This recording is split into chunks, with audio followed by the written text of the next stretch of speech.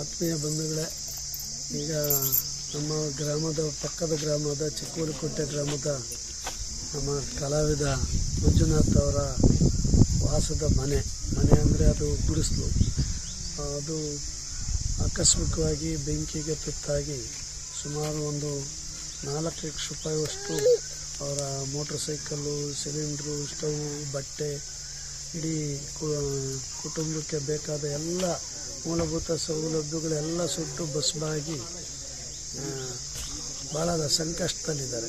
ಆದರೆ ಭಾಳ ಇಂಥ ವಿಷಾದದ ದುಃಖದ ಸಂಗತಿ ಆದರೂ ಕೂಡ ಒಂದು ಸಮಾಧಾನಕರ ಏನು ಅಂದರೆ, ಸದ್ಯ ಯಾವುದೇ ಜೀವಹಾನಿ ಅವ್ರಿಗೆ ಆರೋಗ್ಯದ್ದು ಅಲ್ಲಿ ಅವ್ರ ಒಳಗಡೆ ಇದ್ದು ಅಥವಾ ಮಕ್ಕಳು ಯಾರೂ ಕೂಡ ಆ ತೊಂದರೆನಲ್ಲಿ ಸಿಕ್ಕಾಕಂದೇ ಅವ್ರು ಪಾರಾಗಿರೋದು ನಮ್ಮ ಒಂದು ಅದೃಷ್ಟನೋ ಸಂತೋಷದ ವಿಚಾರ. ಆದರೆ ಈಗ ಅವರು ತುಂಬ ಆರ್ಥಿಕ ಸಂಕಷ್ಟದಲ್ಲಿದ್ದಾರೆ.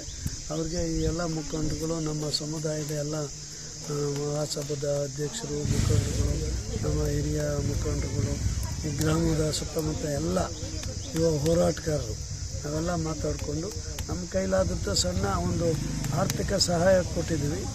ಆದರೆ ಮುಂದೆ ಅವರು ಸರ್ಕಾರದ ಒಂದು ಸೌಲಭ್ಯದಲ್ಲಿ ಮನೆ ಕೊಡಿಸ್ಕೊಡೋವಂಥ ಕೆಲಸನ ನಮ್ಮ PB ನರಸಿಂಹಯ್ಯ, ಮೂರ್ತಿ, ತಿಪ್ಪೇಸ್ವಾಮಿ, ನಮ್ಮ ಇಲ್ಲಿಯ ಮುಖಂಡರು ಜವಾಬ್ದಾರಿ ತಗೊಂಡಿದ್ದಾರೆ.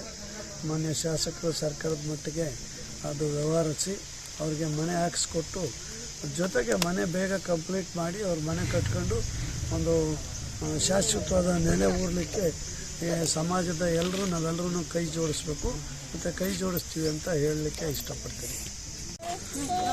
ನಮ್ಮ ಹೋಬಳಿ ಚಿಕ್ಕುಲಿಕುಂಟೆ ಗ್ರಾಮದಲ್ಲಿ ನಮ್ಮ ಕಲಾವಿದ ಮಂಜುನಾಥ್ ಅವರು ಗುಡಿಸಲು ಇವತ್ತು ಭಸ್ಮವಾಗಿ ಎಲ್ಲ ಆಲೆ ಬಂದು ಹೋಗಿ ಸಂತಾನ ಹೇಳಿದ್ದಾರೆ.